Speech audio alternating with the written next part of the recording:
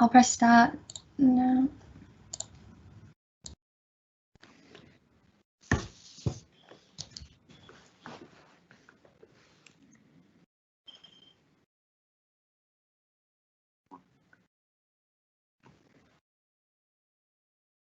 It's like being in a lift.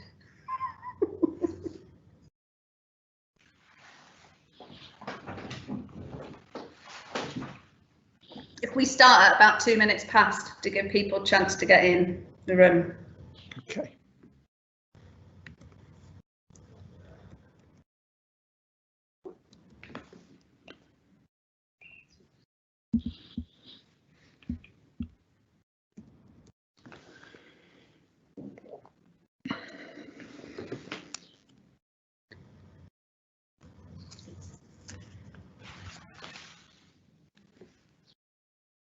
Morning, people who are here. We can't see you, unfortunately. We're just going to wait a minute to give people a chance to get in the room.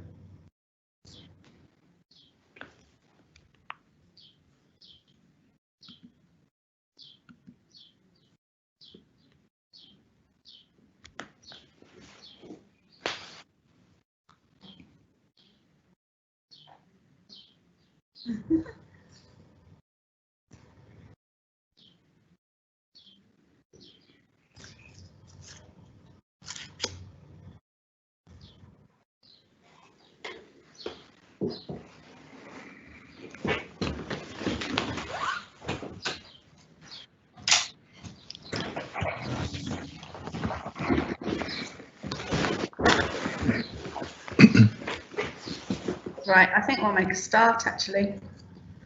Okay, good morning everyone. Thank you so much for coming along to the launch event for A Social Glue. My name is Julie McCarthy and I manage the Great Place Project, which has commissioned this report for Greater Manchester Combined Authority and working with the Health and Social Care Partnership. We've got a range of speakers, so we're going to move straight on. A little bit of housekeeping. We're going to be together for an hour. We have opened the Q&A facility, but because we've got such a packed agenda with so many people we really desperately wanted to hear from, that we can't do a Q&A session, but we will respond to any questions or queries you have afterwards. And also this is the opening line of a conversation. It's not the conversation. So we will be programming events which are far more interactive towards the back end of June, and we'll be able to tell you about those really soon. I'll introduce the speakers one by one.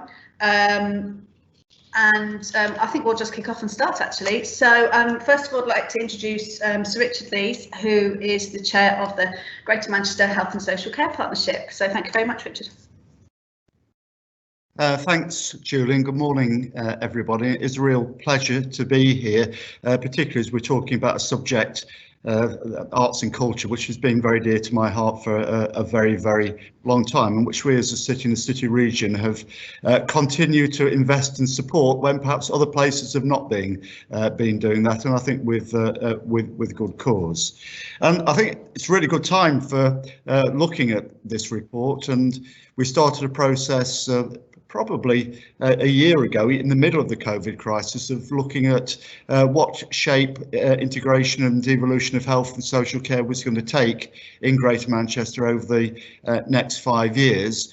That's been a little bit caught up by proposed legislation now coming out of government about the establishment of new statutory arrangements, but statutory arrangements that ought to allow us to reinforce our place-based approach within Greater Manchester.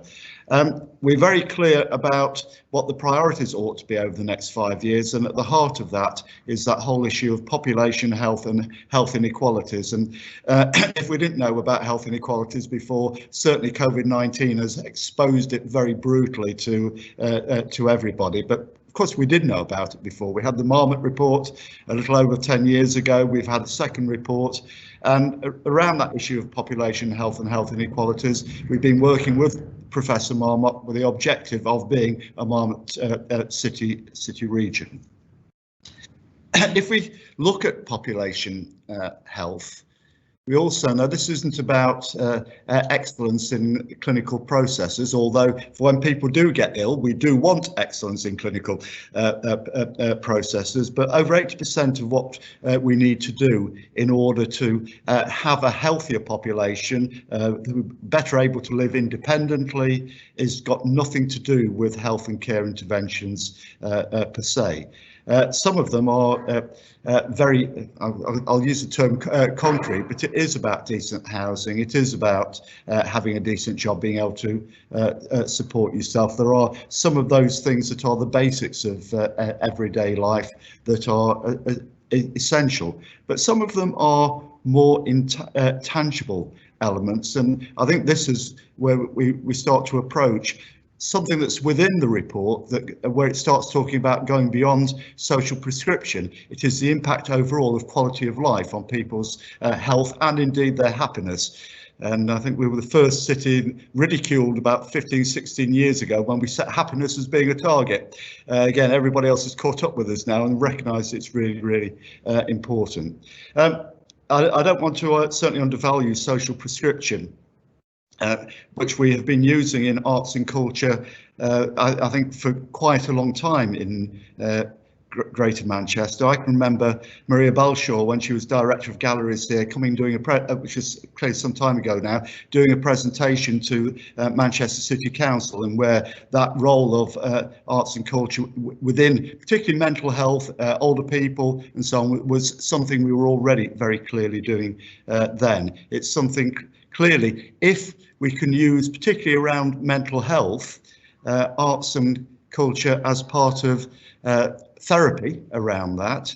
I think there's a fairly obvious question. If it became part of everyday life, we will be less likely to need the therapy in the first place.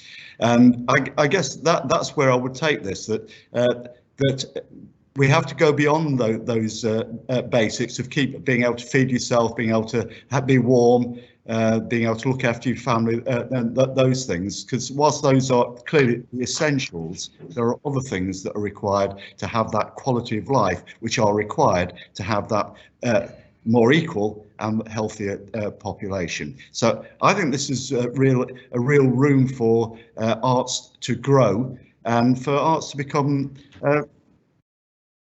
certainly part of our institutional fabric. And we've got Esme from the Manchester Museum here, and actually our museums and galleries have been really good at building a more inclusive audience in Greater Manchester, which is, I think, part of what we need to do.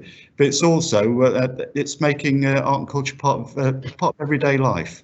And that has got to be the real objective, and being that culturally enriched city region is part of what's going to create a healthier city region. So look forward, as you said, Julie, this is the start of the conversation, not the end of the conversation, but it is very well timed and it is very, very welcome. Thanks very much. Thank you very, very much, Sir Richard. Yeah, a wonderful intro into Clive. He's going to talk to us more about the report. I just want to introduce Sir Clive Parkinson, Clive Parkinson from Manchester Metropolitan University and the convener of the Manchester Institute for Arts, Health and Social Change. We're here to talk about the report that he's authored today. I say report, but it's so much more than a report. It's a passionate, polemic. I think it's a panoramic view of culture, health and well-being, where we've come from, where we are at the moment, but I think more importantly right now, where the possibilities of where we could get to. Clive is never afraid of giving his opinion and telling it like it is, and I think we need him right now, and it's a very timely report that he's managed to author under some really, really challenging circumstances. So I'd like to thank you very much before you speak, Clive, for all your amazing hard work and the wonderfully collaborative way in which you've produced this work. So over to you, Clive. Thanks, Julie, and thanks to Richard too. Most of all, thank you for everybody that's invisible that I can't see, who's in the room, because we are all part of this thing. this sticky thing around culture and the arts and how it impacts on us. So thank you, and thanks to an invisible person, Claire Devani, who embarked on some work for me a few years ago that has inputted into this. So I'm going to give you kind of a background to a social glue and some context and some reflections, and I'll try to keep to time, Julie. Excuse me. Not so very long ago, on a clear blue day, standing shoulder to shoulder amongst total strangers in a concrete field of flowers, not only was a collective grief physically palpable, but a collective resilience too. On that bright and sunny morning in St Anne's Square, there was a tangible solidarity. Within 24 hours of the attack on the Manchester Arena in May 2017, not only had this carpet of flowers and tributes been laid out as a visible manifestation of collective grief, but this is the place. A poem by Tony Walsh quickly became a galvanising force. A poem! The poem to the citizens and the workers of Greater Manchester evolved into a mantra, a rallying cry to the people in the midst of grief, away from hatred and towards compassion and shared identity. In the days following the attack, media outlets began reporting spontaneous acts of kindness across the city, taxi drivers who helped people find the way out of the aftermath. One of those drivers, AJ Singh, told Channel 4 News this, and I quote, "I've had people who needed to find loved ones. I've dropped them off to the hospital. They've not had any money. They've been stranded. We should come out and show whoever's done this that it doesn't matter, because in Greater Manchester, we're glue. We stick together when it counts." That idea of a social glue is something that Mr. Singh piqued in me, as did the artist David Shrigley later that same year in drawing for the report of the all-party parliamentary group on arts, health and well-being, creative health. He suggested that the arts are like a glue that can help us stick together. So, a social glue is a snapshot in time of culture, health and well-being and their place in Greater Manchester's ongoing cultural evolution. And it's proudly GM, because we do have a rich vein of practice, of research and of growing political advocacy. But it is our people and passion that we have to build on. And now is this moment in time. It's an exploration of ways forward for the city region and how we might think and do things differently, and where creativity in all its forms can contribute to dynamic and healthy communities from the cradle to the grave. The last decade has seen a flowering of work in this sphere and a burgeoning number of artists, researchers, activists and citizens navigating this rich field of activity, which is garnering political interest internationally. And critically, for those of us working or living in this city region, we can say with some authenticity that this conjoining of human creativity and health and well-being has a rich history here in what's frequently described as the crucible of arts and health.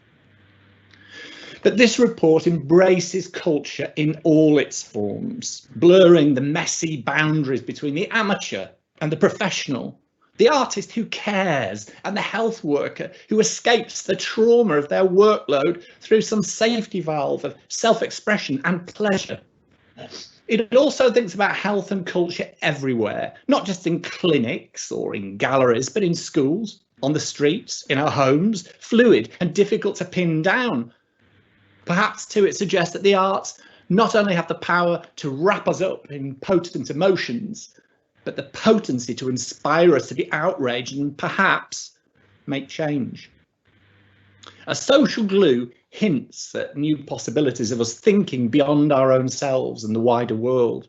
That might simply be through meeting other people, or it might be through like-minded people working to a collective whole. Just think about the ways people come together for dramatic or dance or performance works or communal music, but also think of those creative strands of social movements that have emerged over this last few years, and particularly this last year. For all the horrors of the pandemic, and none of what I say is glib, because the impact on my family has been terrible, but we must build on some of what the pandemic has opened up to us. On one hand, the terrible inequalities, but on the other, a blossoming of creativity and a deeper understanding that the arts are for everybody, not just the elite. So this report has to be useful, has to be something that galvanizes people, because after the pandemic's eased off a little, we can't just go back to the same old, same old. A social glue holds up a lens to some key thinking in our city region.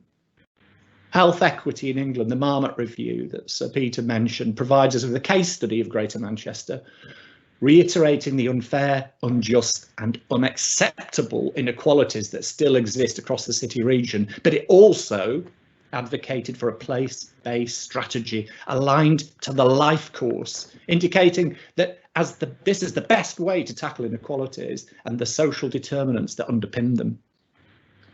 Rather than shying away, Greater Manchester has become the UK's first Marmot city region with a strategic commitment to work across all public services to ensure a more equitable society. And just last month, the Greater Manchester Independent Inequalities Commission produced a report, The Next Level, Good Lives for All in Greater Manchester. This challenges us to tackle those factors, again, that underpin inequalities. But they are quite challenging. They hold that COVID-19 and Black Lives Matter are guiding stars which have illuminated the depth of inequalities, while suggesting our knowledge of past crises shows us that collective trauma often reveals great strengths. They say explicitly the city region has a collective spirit of looking after one another and a proud tradition of radicalism, cooperation and standing up against injustice. Greater Manchester can build on this spirit of cooperation to recover and rebuild for a fairer future. They call for bold thinking and brave actions that puts tackling inequality at its heart. Like Marmot, their report does fall short of equating culture and creativity as a means to achieving health and well-being, but it does call to move towards universal basic services, things like education, health, childcare, adult social care, housing, transport, and digital connectivity. Great. But this should also offer us in the cultural sector, whatever our backgrounds, a rallying cry. We've got to lobby for culture, creativity, the arts, whatever we're calling it, to be included in the Greater Manchester strategy, not only as a universal basic service, but a fundamental human right. The report David Shrigley illustrated for the All-Party Parliamentary Group puts a clear marker in the sand that things need to be different. And its synthesis of evidence around the impact of creativity on cultural health makes it really clear that the arts can help us live well, can aid our recovery and support longer lives, better lived. The arts can help meet all those major challenges facing health and social care, like ageing, long-term conditions, loneliness, mental health.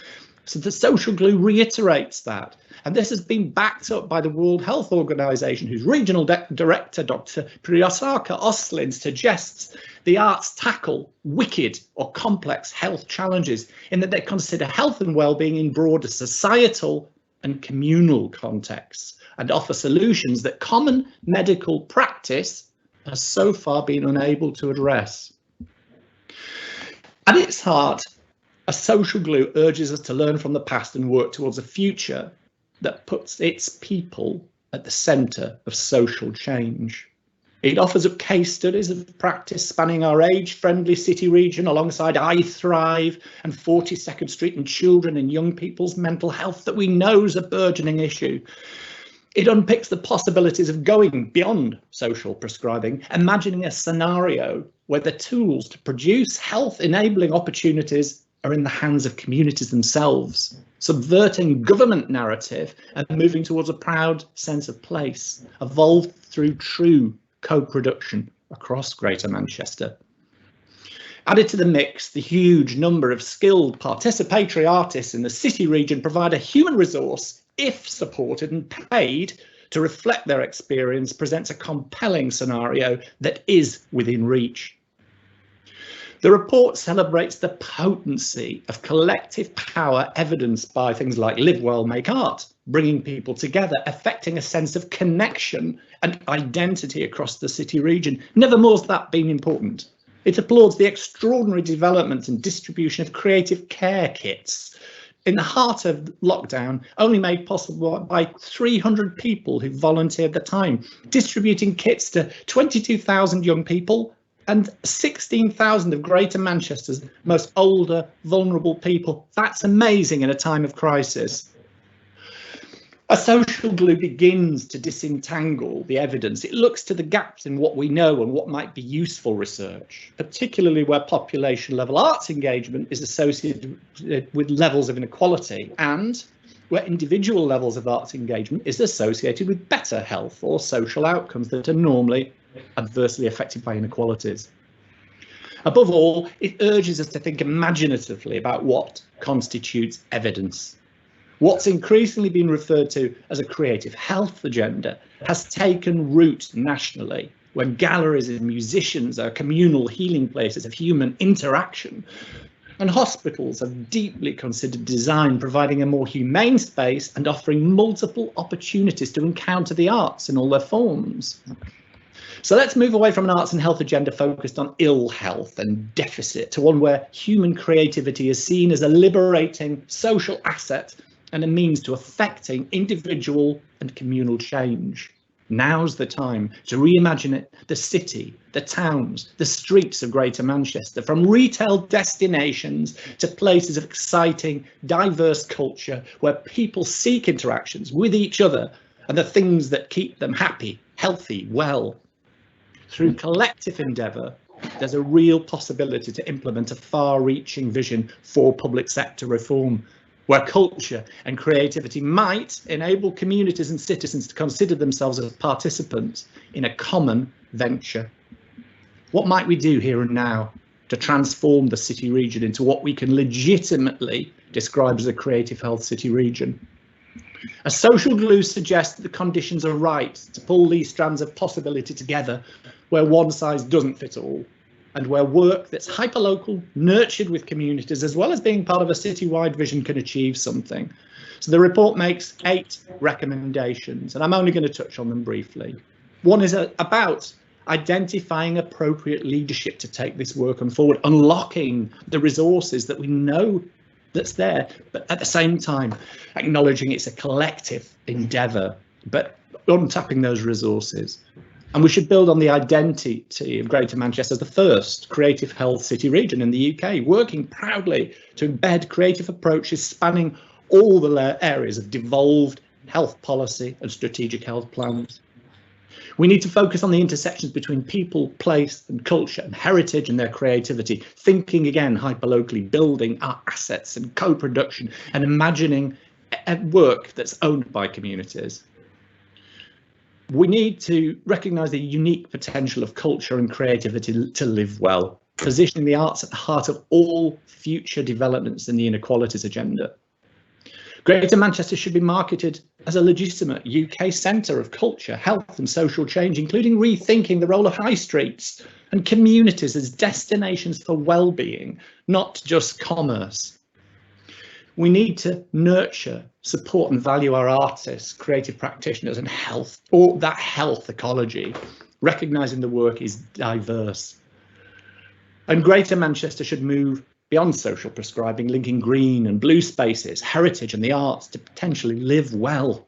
We shouldn't be afraid to move our focus to where communities fall outside the system for reasons of culture, ethnicity or religion. And 8, Greater Manchester should develop a collective culture, health and social change research hub that's outward looking, proactive and systemically connected to the people, its citizens, its practitioners, artists and activists, and of course the statutory services. I'm concluding now, Julie, if I've gone over the top. We live in strange and difficult times, yet all the while Greater Manchester retains a vision and tenacity to do things differently.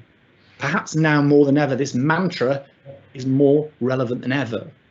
We need to heal and we need to move forward. And above all, we need to place inequalities at the heart of our thinking and action. A social glue urges you to respond and garner strategic leadership and support so we can nurture communities who will be central to these developments. And I'll conclude with a quote thoughts from the co-chair of the All-Party Parliamentary Group on Arts, Health and Wellbeing, Lord Howarth of Newport. He says, Greater Manchester is uniquely placed to combine its strengths in advancing the creative health and Marmot agendas. From way back, the area that's now Greater Manchester has pioneered best practice in arts and health initiatives. More recently, Greater Manchester has seized the opportunity to pioneer the integration of health and social care services and work proactively to mitigate the damage to health caused by social and economic disadvantage. Combining those two traditions as a social glue proposes will enable the people of Greater Manchester to enjoy longer lives, better lived in a more healthy and health-creating environment. That's all I'd like to say for now, Julie. Thank you. And I hope the report is useful, and I look forward to hearing and communicating with people. Thank you. Thank you so much, Clive. There is a resounding round of applause in the ether for you, I'm sure. Yeah, there's so much to talk about, and I can't wait for us to have some more face-to-face conversations, but this report is an amazing place for us to start. I'm going to move on now quickly to Kevin Edward Turner. So I've known Kevin for quite a long time. He is an amazing dancer, also artistic director and facilitator, and has been involved in dance and mental health, I think probably Kevin, degree for the whole of your life. So I'm going to pass over to you I think it's really important that we actually put these words into context and practice and illustrate them with somebody who does this on the ground. So over to you, Kevin, to talk to us a little bit about your work. And you're on mute.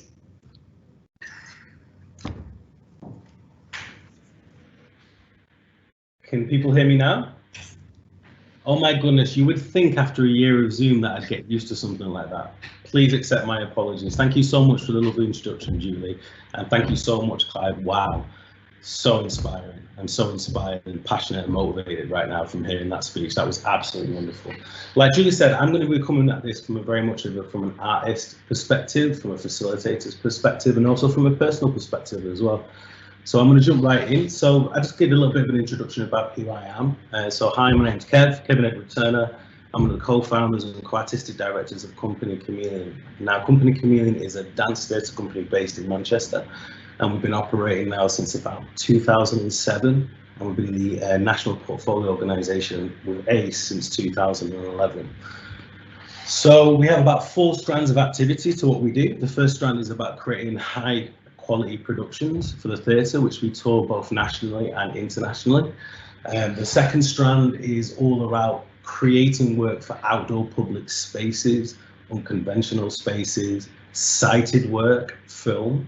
The third strand is all about learning and participation and engagement. So we work from professionals to young people, specialised projects, interventions, documentaries, residencies, masterclasses, both locally, regionally, nationally and internationally as well, which is absolutely incredible. And we're actually based in an amazing building based in Openshaw, which we're actually currently renovating at the moment in order to kind of provide more and more services for people in the local area. So that's kind of a little whistle-stop tour of who I am. And before I set up the company, I started in youth dance here in Manchester.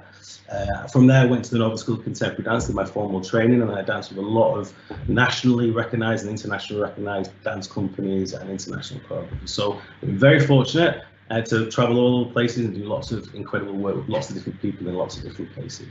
But I was really passionate to come back to Manchester and set something up.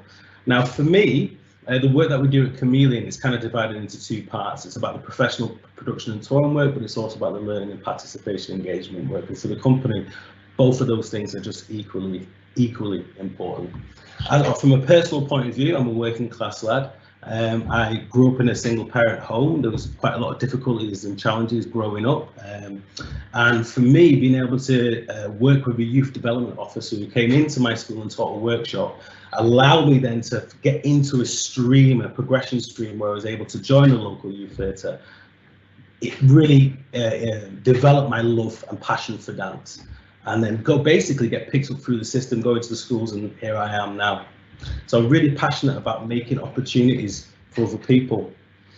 And you know, dance has a really incredible thing where you're able to really articulate what's happening in your internal space with your body without using words. And you know, the body is universal.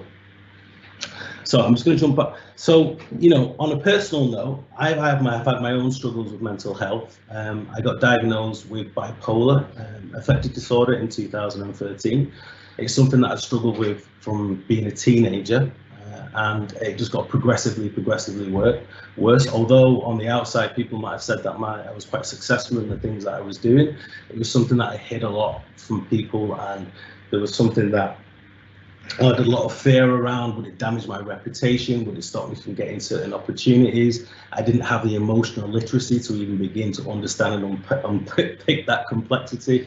And there was a lot of fear, and there was a lot of ignorance, there was a lot of stigma, and it kind of stopped me from, you know, getting the help that I needed. And I suffered for a very, very, very long time. That tipped over in 2013 into a manic episode, and unfortunately went into psychosis, where, if people don't know what that means, essentially it means that you have delusions and you can see and you can hear things that are basically not there and not true. So having getting sectioned twice under the Mental Health Act in 2013 and spending some time in hospital, when I came out, it took me quite a bit of time in order to recover myself. And in that recovery, art, creativity were instrumental in bringing myself back to a place of well-being and harmony and being able to get back to work. When I left the hospital, I said two things to myself. I don't know how I'm going to achieve it. First thing, I'm going to go back into a secure unit and teach a workshop, because when I was there, that was the only respite that I had. And the second thing was I wanted to make work about it. So I wasn't aware when or how, or even if I could do these things. Luckily, from the support of my family and my community and my company, we were able to kind of get myself back on feet, and I made a professional work about it called Witness, which toured nationally. Witness was a 1-hour stage show. I had 5 people, and it wasn't necessarily so much about the crisis. It was about the crisis and what happened to me, but more importantly, it was about how it impacted my loved ones and the people that surrounded me, because I think sometimes that's the story that gets lost as well. You know, when someone has a mental health crisis, it's not just that person, it's everybody that surrounds that person. Now, don't get me wrong, I love touring in theaters, I love going all over the place, and it's brilliant, but one of the things that I love about making work for outdoor context is that it engages people who may not necessarily go to theatres. That's why I love it. It's very democratic. That's why I'm really passionate about it. So I was very fortunate to get a commission in order to take the stage work, which was an hour long, and I reduced it to half an hour and reduced it down to a quartet, and we called it Witness This. And we were able to tour that nationally and internationally. Now, the reason why I know it spoke is because people were coming up to me from different places, different cities, different countries, and kind of communicating the same ideas. I have a story. When I did Witness This at the Brighton Festival, when we premiered the work, an elderly gentleman came up to me, probably in his 70s, with his son who was about my age, and he was talking to me about how the piece had reminded him of the time after his wife had passed away. And he started talking to me about his emotions and his feelings and everything that he experienced, and his son was stood next to him with his mouth aghast. And after the gentleman had spoken, he was like, "Dad, you've never said any of that before." And off they went, walking, talking about it. So for me as an artist, to be able to create the space for people to feel and think and move and create conversation and get rid of stigma and build awareness, that's where I feel like my job is best placed. But like I said before, learning and participation, engagement and working with communities is something I'm really passionate about. So that, doing a stage show and doing an outdoor show, that's great. But luckily enough for me, I was able to build a partnership with my old primary school teacher who gave me my first dance experience, who invited that dance offer into school. But now he was the head of Court Academies Trust, which had a whole network of schools. So we developed a whole program, a lecture demonstration program, where we took the work into the schools, 3 schools. We all congregated in one school. They saw the performance. We did a whole group of workshops around it. They went away, and with our support and the training that we give to the teachers, they made a piece that was responsive to mental health issues and challenges. Now at the beginning, and we did a performance at the end with the professional company and the kids doing their show as well. And what was amazing about it was at the beginning of the process, when we used the word mental health, a lot of the young people was like, "Well, that's when you're mad, isn't it?"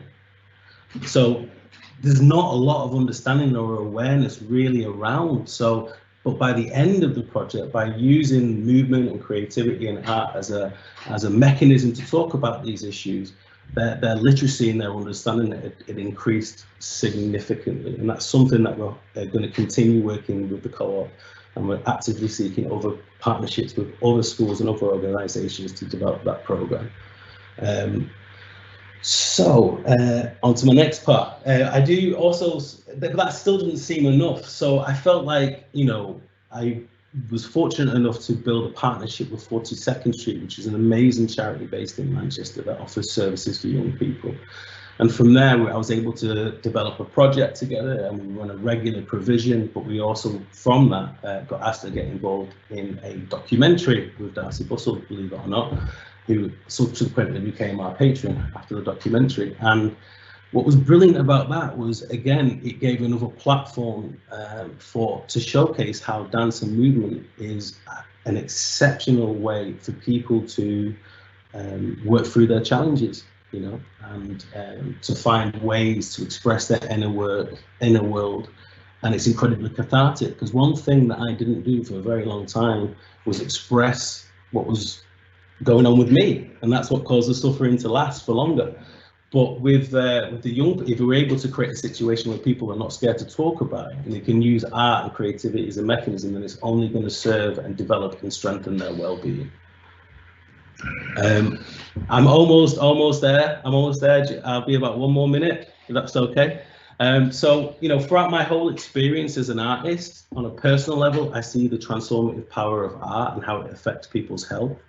I see it in all the communities and all the peoples, whether it's professionals or community participations. I see the benefits for them. What's wonderful about movement is that you get all the physical benefits of strength, coordination, flexibility. You get the social element, communication, collaboration, engagement, and then you get the creativity and you get the art and the expression, which is cathartic, and you're able to create a safe space for people to be able to express what's going on with them without necessarily using words, because sometimes words are not enough. So I'm going to leave it there, because I think that's probably my 10 minutes. But yeah, it's something I'm incredibly passionate about. It is a big part of the portfolio of ideas that I do at the moment. And yeah, I think it's amazing, this report. And just to hear all this stuff is so incredibly inspiring. Thank you very much. That's me. Thank you so much, Kevin. It's great to hear you talking about your work, and I've experienced some of it firsthand. And great to put some Clive's words into kind of context and practice. We're going to quickly move on to Jarida Idu, who is I have to look at this, your job title, Jarida, the Health and Social Care Partnership Clinical Champion for Personalised Care, and I'm fortunate enough to be working in a team with her on this common at the moment. So I know that Jarida is really passionate about the arts, so I asked her to maybe speak from a clinical perspective about her response to this report. So thank you. Over to you, Jarida.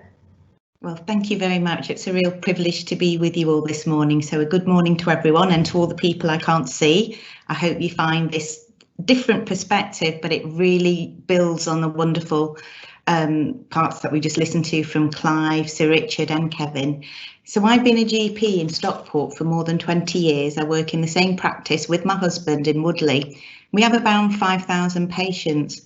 And over the years, and Sir Michael Marmot will tell us about widening inequalities, I've watched an increase in levels of poverty, and I've seen the impact of poverty on health. So it's very true when Sir Richard says that 80% of health has nothing to do with medicine, but actually is related to our opportunities with regards to housing, education, etc. So when you start to see people in front of you, and I start with the individual in front of me, my patient, and when 20% of them come to see you, but they don't require traditional medical treatment, what do? How can you help them? So we predate the word social prescribing, but essentially we started to recognise that 20% of our patients, or 1 in 5 of our consultations, were not medically based, and I couldn't help them, but they needed help. And it's, you know, medicine's always been a deficit-based model, and Clive mentions that it's what's wrong with you? What's wrong with me? How can I work out what's going on? And you see people in a deficit way as a clinician because you're trained to work out what's wrong with people. So when you start to change the conversation to what's strong with you, what's important to you and what matters to you, that was a revelation for me in Alvanley and in my practice. So all these patients who, a wonderful example is David, who has what we call chronic lung disease, and he'd reached what we call the ceiling of his treatment. So he couldn't have any more medication. He couldn't have any more physical treatment from the physios. He'd already stopped smoking, and he was at the stage where you wouldn't expect him to live another year because there isn't anything more you can do medically for him. And eventually we started to have what's called this practice champions model, of which he was part of. And our champions are all our patients. They know us. We know 4 generations of families. We have a personal connection and relationship with them. Something that I think should never be lost in general practice is that personal relationship. And David and his wife grow their own vegetables. They love to cook. They love to do lots of other things that I never knew about them. And other champions were into singing, and one could play a keyboard.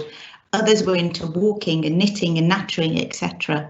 And so between them, led by them, so this is not an initiative that I have really done anything with, and I want to really make it clear, it's that leadership that came from them. They developed their own social prescription or wellbeing prescription, and they made it look like a GP prescription.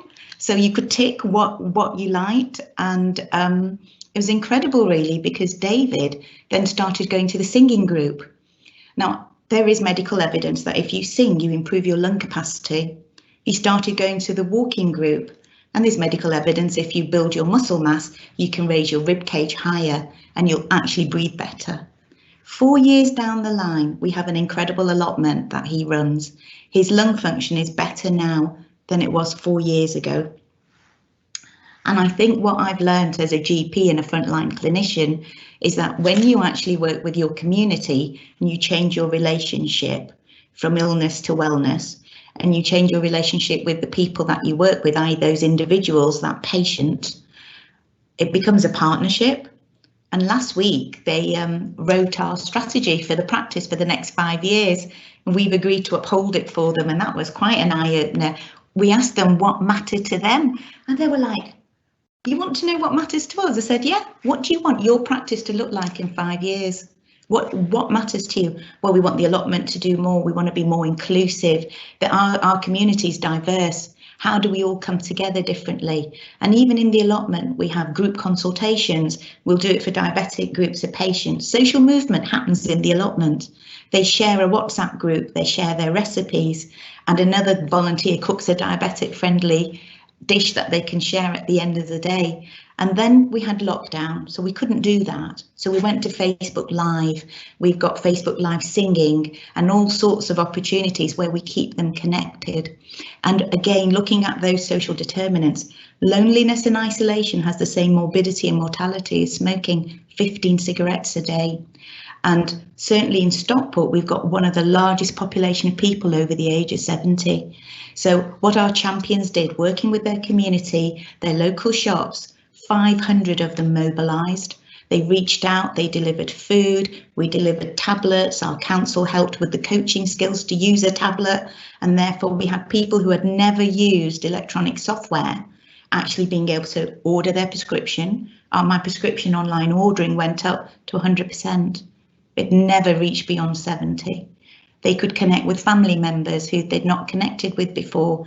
And Mabel, one of my patients, had seen her daughter for the first time, who she'd not seen in 17 years because she lives in Australia, because the technology allowed her to do that. So what I want to sort of say around the arts, the singing, and I do occasionally take part because I love singing Tom Jones' Delilah. It's a childhood favourite.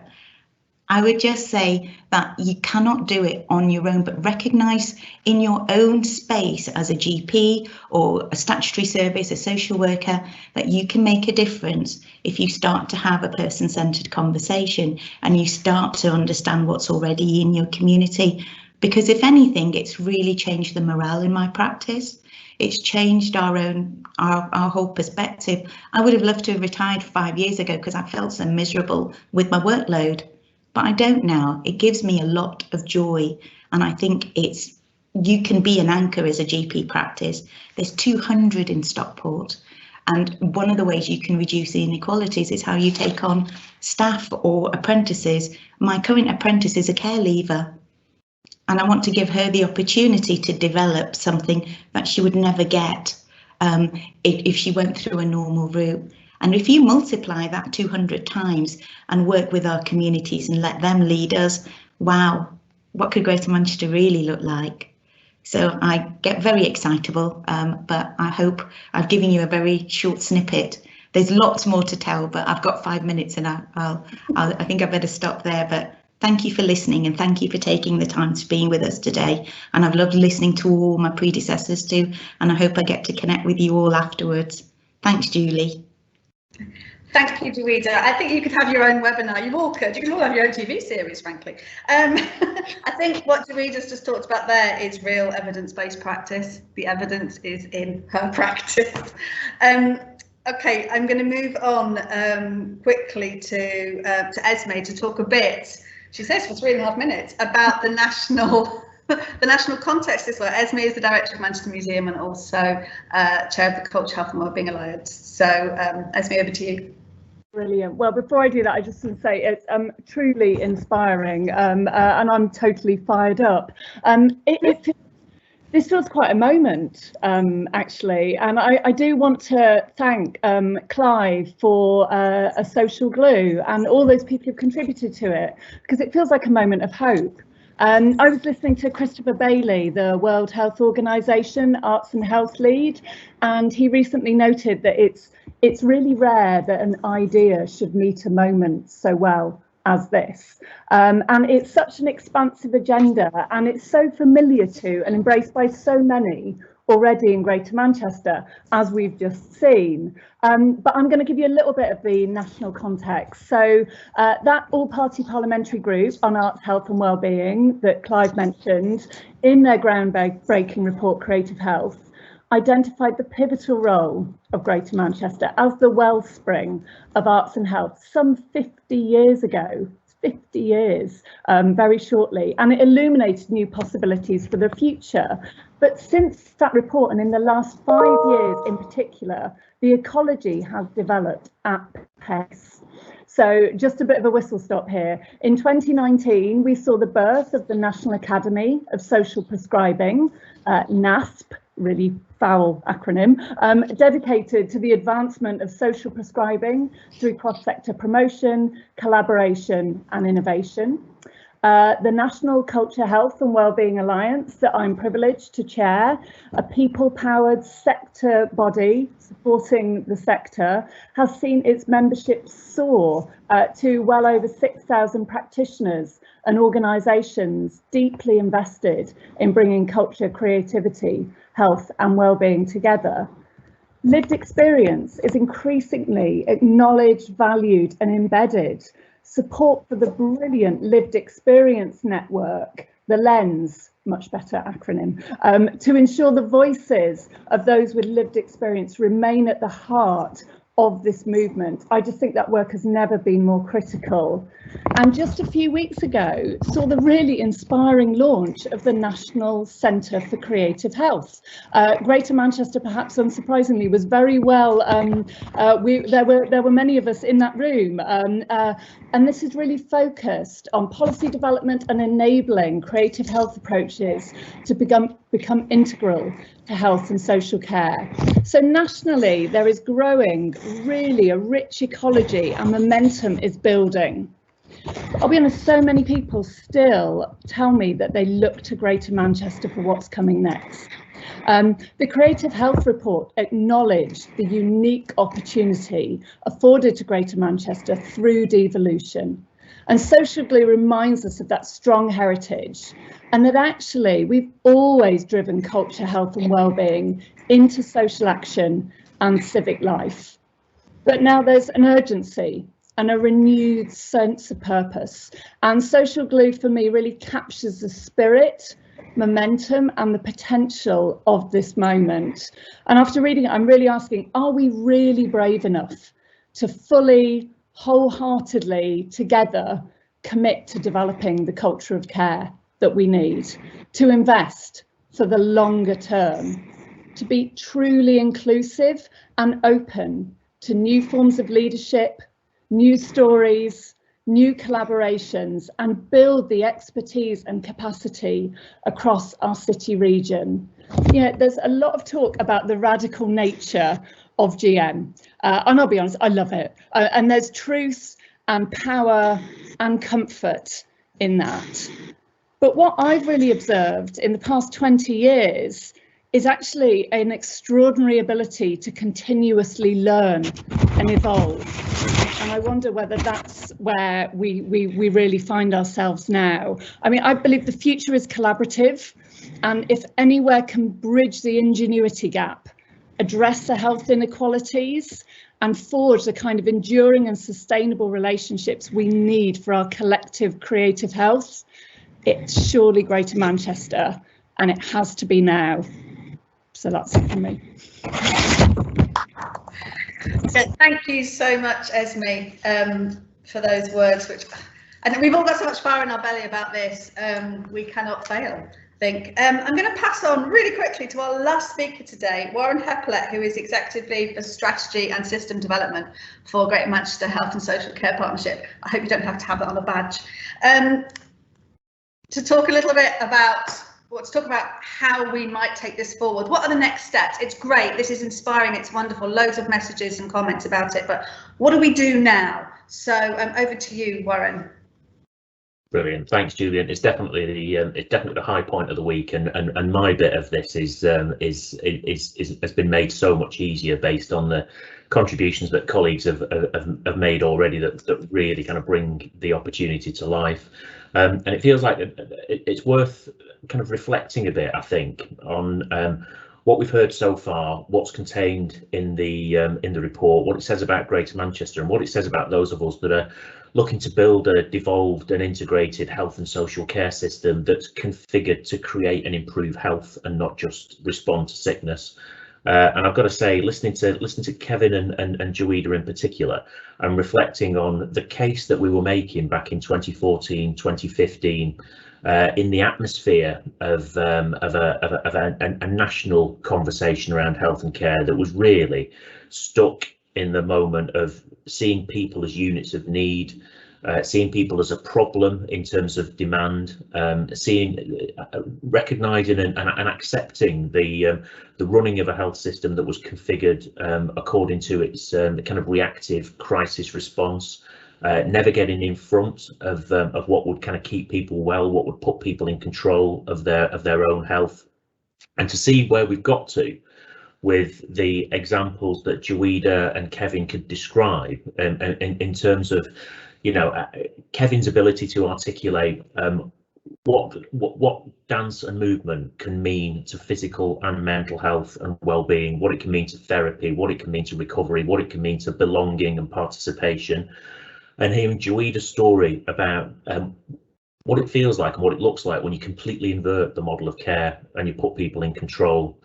Because I think this is the realization of what we were pitching for back in 2015, when we were looking for devolution.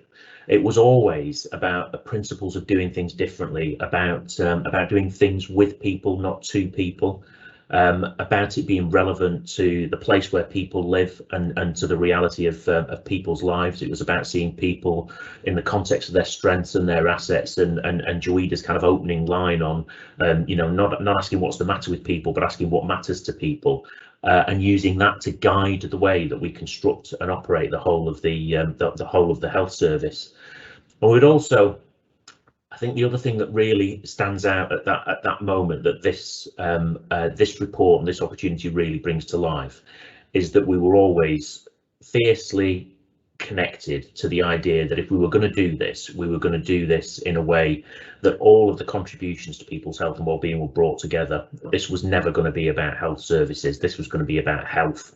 And we were going to be entirely open about those contributions being articulated. And what we've got now is the confirmation of the evidence around culture, heritage, arts, and their contribution to health and well-being. And if we unpick what's in the report, what's in the case studies that really kind of bring it to life, we've heard a couple today, but I think you can see that we've already got the platform for how Greater Manchester can be a place where heritage, arts and culture makes its contribution to health and well-being, whether that is about belonging and participation, and the extent to which that matters to people. And there are some fabulous examples. I picked out kind of Venture Arts and their work in terms of empowering and celebrating people with learning disability, and the time I spend with self-advocates and families, people with learning disability, the thing that matters most is that sense of belonging and participation. That's the bit that makes the difference to their life. Whether it's around the opportunities of very different approaches to physical activity, you know, for people that don't want to join gyms, don't want to be in sports clubs, and what that might mean, whether it is a dance and movement as Kevin's outlined, or whether it's circus skills, just thinking there are different ways of generating that health benefit, and that we've got the opportunity to kind of open that out in terms of culture and the arts. I think there is that point around advocacy and awareness raising, which is often underplayed, less direct. But I think we've heard a couple of examples of what that can mean for reducing stigma, what it can mean for shifting the national conversation on difficult topics, whether it's living with HIV, whether it's female genital mutilation, whether it's aspects of mental illness.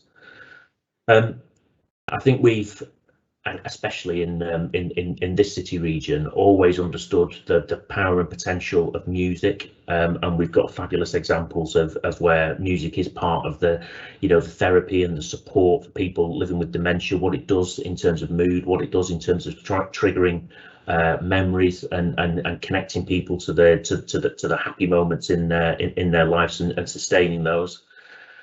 Also, I think about the opportunity for therapeutic environments and for us to think about those environments, and really recognising that we're at nearly 50 years now. I think that kind of arts residency at Manchester Royal Infirmary, these are kind of amazing examples, I think, of where we've made it part of the way that we think differently about the environment. And I think almost the kind of the jewel in the crown, if you like, is around the contribution to mental health and how we're breaking the boundaries of that contribution. And we've been really keen that it's part that arts and culture are part of our Thrive model for children and young people's mental health, and for it to be a distinct part of that. And we've got these amazing assets like the Horsefall attached to 42nd Street that can that will bring it to life for us.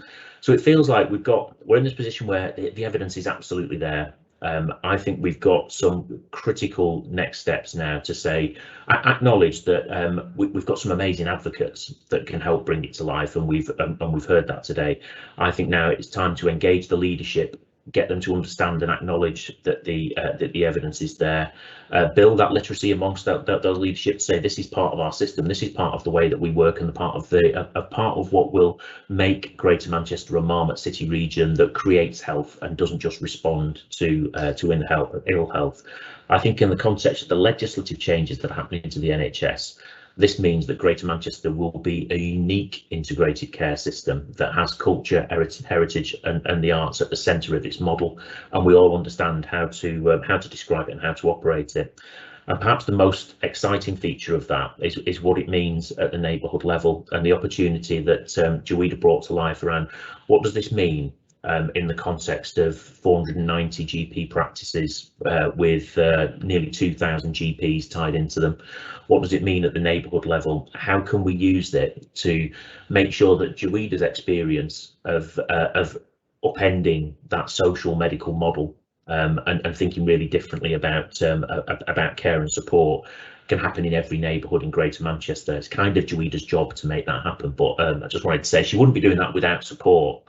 And obviously we're all here for you, Joida, so we'll definitely make that happen. So feels like the platform's there. Let's convince the leadership. Let's start spreading it in every neighbourhood. So back to you, Julie. Thank you so much, Warren. I hope you're ready, Joida, for that.